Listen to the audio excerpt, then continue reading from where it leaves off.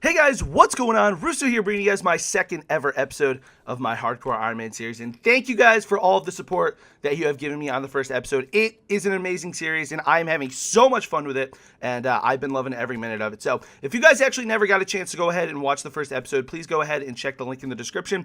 You can also go back to my channel page on YouTube here and find the link there and find the video on my page as well. So we do actually stream this every single day live on Twitch, so if you guys want to go ahead and check out my stream as well, link will be below in the description. So all these clips that you see with the face cam in the upper right hand corner, these are all clips that we have streamed. So there will be clips coming in the next episodes that do not have a face cam in the upper right hand corner. Those are essentially our clips that I've recorded offline. These are clips that I've been recording during the stream, so I really haven't figured out a way to actually record just the game screen of Runescape while we are streaming. But for the time being, the commentaries are not going to line up either. I am doing commentary over all these clips after the fact, because we do have music playing and audio obviously in the videos too. So let's get into the episode, guys. We'll kind of fast forward a little bit. So the last episode ended us in Tree Gnome Village, and what we wanted to do actually, the first thing we wanted to do is kind of complete Alfred Grimwald's bar crawl. So the first step that we actually did in this episode was we actually completed a step in Tree Gnome Village for the bar crawl. Then we went ahead and bought some supplies for a fruit blast, I believe, and then we went ahead and went and bought some dwell berries for the Plague City quest. So since we were already here in Tree Gnome Village, we thought it would be a little bit beneficial to actually get our agility level up. So agility has been one of the biggest struggles that I've actually come across in this Ironman series. Not the skill itself, but just the fact that our run energy depletes so quickly. And we had level 1 agility. We figured we would get it up to level 10.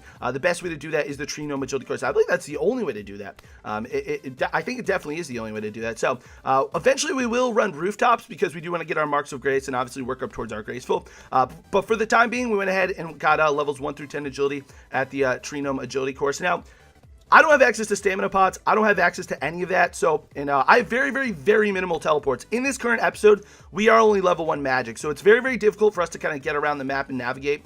You'll be seeing that we're kind of buying like certain items for certain teleports and utilizing our minigame teleports a lot. That's the one thing I've noticed on Ironman as well. Minigame teleports are hugely important, and it's really, really interesting. I've never actually used them on my prior account because I was a level 3 skiller, and I was able to go, and buy stuff in the GE. I was not an Ironman. I was not actually limited to what I could do on my account. So I went ahead and, bought a bunch of teletabs, and that's how I kind of get around the map. But with an Ironman, obviously at low levels, you have 1 magic, no access to teletabs as well, and you also have no access to some other teleports. It's really, really interesting on how you navigate. So we just completed the Plague City quest, as you guys can see right there.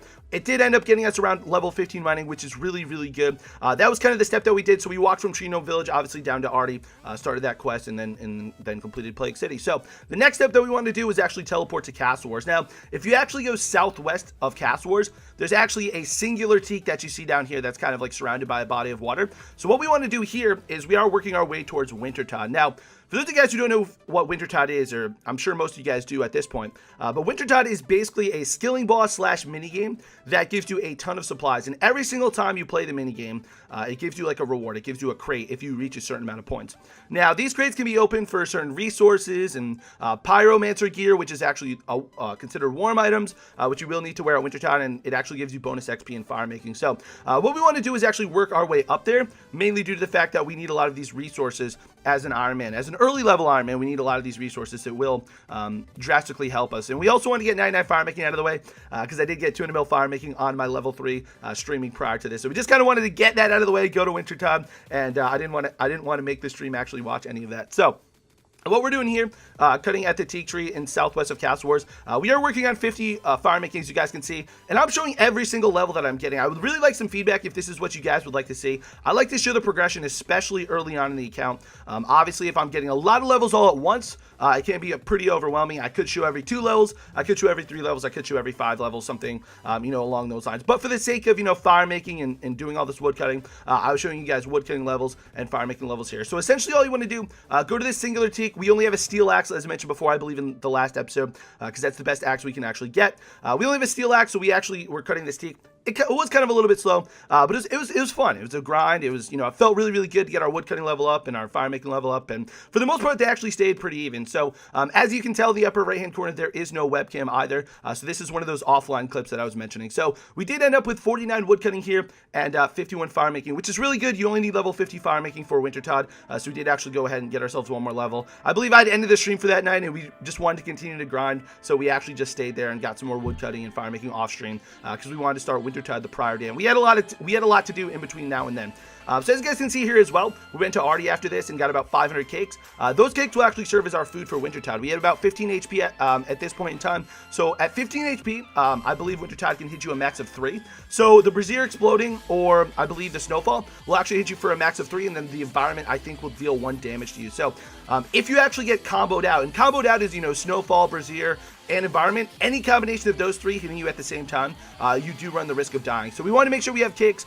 Cakes actually heal 12 HP, and they have 3 different slices. So as you can see right there, the second spot in on the left from our inventory has a 2/3 cake. So most people probably know they do heal 4 HP per slice. So at 15 HP, that was pretty beneficial to us. So we wanted to go ahead and grab 500 of those. So we teleported to Lumbers and we made our way to Trainer. Now most of you guys know, as I was mentioning before earlier on in this episode, agility is extremely important on an Ironman because of the fact, especially now, we don't have that many teleports. You have to do a lot of questing. You have to get a lot of items. You have to get your mage level up, obviously, to have access to a lot of these teleports, and we really don't have that yet. So we have level 1 mage. We're very, very early on into combat. We've barely done any of it. We only have melee stats right now. I believe we have 10 attack, I believe 11 strength or 10 strength, and 10 defense right now, and only 15 HP. So in order for us to, kind of get our run energy back a little bit more quickly, we did want to go ahead and get agility levels where we could. We also need agility levels for barb fishing eventually when we do that. So it's definitely not a bad thing. And we only got up to level 25 because I believe you can actually quest up to level 30, 31 agility as well with the quest that they have available in the game. So I'm not exactly sure what quest that actually is, but I was kind of talking to my stream back and forth, and they had mentioned that it's only beneficial to get 25 here because you can actually quest up to 30. So that's exactly what we did. So I'm showing you every single level that we got at Drainer Rooftop. It seems like the clip is continuing on to go in a circle, but in all actuality, guys, you get a big bonus at the end of every rooftop course, which is why it seems like I get every single level on the last kind of at the last obstacle here. So we are up to level 23. Like I said, we are making our way to Wintertod, so we're gradually working up towards that. So we got our 51 fire making already. We already got our warm items from last episode. I believe we got the Clue Hunter boots, and we got the Clue Hunter gloves as well. We'll be also getting more Clue Hunter gear throughout this. We'll get one more piece of Clue Hunter gear throughout this episode to kind of prep for our warm items, and I'll explain that a little bit more as we go on. So the next step we did after we reached 25 agility, went to the bank, grabbed some GP out, and we actually bought ourselves a Chronicle. The Chronicle is an absolutely incredible item. I didn't really have exposure to it on my level 3. I love this item. I've used it a lot in the more recent streams. I've used it a lot in this, well, not in this episode specifically, but it's just a great item for emergency teleports. Gives you a teleport, I believe, southwest of Varrock, so you can just literally run straight up through the circle. You get 10 pages a day access from Diango as well, and I never really used this episode on my level 3. Or I didn't, not this episode, I should say, this item. I didn't really use this item on the level 3 because I didn't have to. I had teleport tabs and everything like that. So as you saw right there, we got the 3rd item of the Clue Hunter gear. We did actually go. I believe that's southeast of Artie.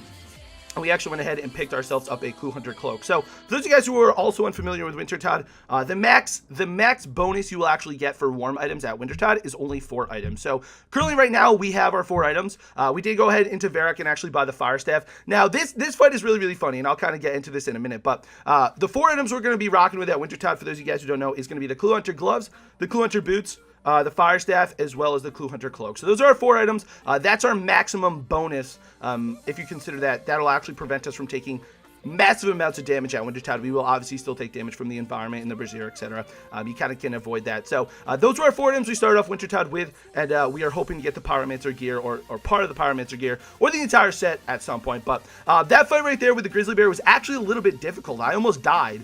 We actually got down to like 4 HP, and I was kind of eating, and we did that to get all the meats because we wanted to complete the Druidic Ritual quest. So you guys have also probably been wondering, why is he holding a Book of Knowledge in his inventory for the longest possible time? So the reason why we're doing that is we kind of had a discussion with the chat on stream, And the chat on stream essentially, and I totally agree with this, that we want to put all of our XP into herb lore for anything to do with, books of knowledge, genie lamps, rewards from diaries, any of that type of stuff, rewards from quests that actually give you XP in whatever skill you'd like. We actually want to go ahead and put all the XP we can into herb lore, because herb lore is considered one of the most difficult skills on an Ironman. It's just very, very hard to get access to herbs and very, very hard to get secondaries. You do have to go out and buy them yourself, collect them yourself. It can be extremely difficult. So what we actually want to do, go complete the Druidic Ritual quest, which actually gives us access to the herb lore skill. And now we're actually going ahead and completing Jungle Potion. So Jungle Potion was a little bit scary too. As you guys can see, I have about, I think I have around 12 cakes in my inventory. So we did have to go by the Harpy Bug Swarm to actually get one of the herbs. And 3 out of the 5 herbs I think you have to get are pretty safe. Two of the other herbs, I believe it's the Rogue's Purse and one other herb. But you basically have to go by the Harpy Bug Swarm, which they can, is stacked on you. There is a multi-area over there, I believe. You can actually take a lot of damage from that. And now we have to go and get, this is going to be pretty funny. So now we have to go and get a herb from the Yogurs. So I call them Yogurs. They're spelled with a J. I think they're Yogurs. I'm not sure how they're actually pronounced. But these guys can actually hit very, very hard. But there's actually a really cool safe spot if you run to the correct spot. And they can actually touch you, and you can actually search the wall. So we only had to search the wall like 2 or 3 times, and we were actually able to find the herb. And there you go, we cleaned the herb as well. So we went back, it's the Rogue's Purse, exactly like I mentioned before. So we went back and went straight into Trufatis, and we actually completed the Jungle Potion quest. So for those of you guys who are wondering why we did that as well, we wanted to get the maximum amount of herb lore XP we could before we used the book. So that herb lore, I believe we gained 135 XP right there. So it did get us up to level 10 herb, which is actually pretty beneficial. So now we are going to fast forward a little bit, and we are ready, we are prepped. We are about to go on our way to Wintertide. So I kind of did a little bit of cinematic right here. We went to go ahead to Port Sarim. We walked through Port Sarim, took the boat to the Great Karen, and now we are kind of making our way up to Wintertide. We do not have access to a games necklace yet. We've not even gotten a sapphire necklace. We have not attempted to make one. We are not going to the Mage Bank anytime soon to actually get cosmics. There's no point to it. I'd rather walk around the map. There's plenty of viable ways to actually get here without using a games necklace. So, well, not plenty, but the way to do it is kind of walking up, and that's what we did. So I believe there's a west path and there's an east path. If you actually go up the west path, you can get completely comboed out. And if you go up the east path, it's a beautiful walk, as you can see right there. So there's a lot of like ice warriors up there on the west path, which can kill you. And as a Hardcore Ironman, you kind of don't want to die. So, but we are going to go ahead and get started with Wintertide. So now my normal inventory that we have, as you guys can see, I'll kind of explain that as we're doing this. So you can also see that we are fletching, and I mentioned before that you can make the 450 bronze arrows, which is why we bought the 450 bronze tips at the beginning of this episode. Not sure if that referred to fletching or not, but we are going to be doing some fletching here at Wintertide, only for the early levels. I'll kind of explain that in next episode. So what we are doing here, Wintertide, we are already up to 60 fire making. It's insanely fast. So the normal inventory that we rock with is usually 4 cakes up top, and then we actually have a knife for fletching right in the middle of our inventory, because if you actually get hit by the environment while you are fletching, you will have to restart your fletch. You have to kind of restart your fletch action, which is a little bit annoying, but it's, the knife has the best access to all kind of areas in that spot. Maybe 1-up would be a little bit better, but that's kind of a discussion that we can have at a later time. But I think, for everything that I was doing, it was very, very beneficial for us to actually have the knife there. Then we have the hammer, the tinderbox, and obviously our steel axe. So I do not believe the axe actually affects the cut rate.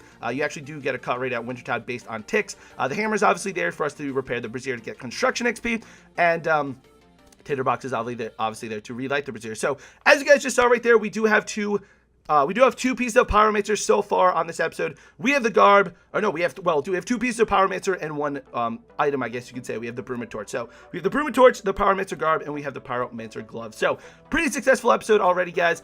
We are ending on 66 fire making, 50 wood cutting, 22 fletching. As you can see, we got our 25 agility, and we did get 11 strength from killing one of the cows for Druidic rituals. So thank you guys so much for hanging out with me on this second episode of our Hardcore Ironman. If you guys are still here, if we can rock 10 likes on this episode, that would be absolutely incredible. Thank you guys so much for the support. Once again, I do stream this every single day if you guys do want to go ahead and check that out. The link will be below in the description. Thank you guys so much for your support. I really appreciate it, and we'll see you on the next episode.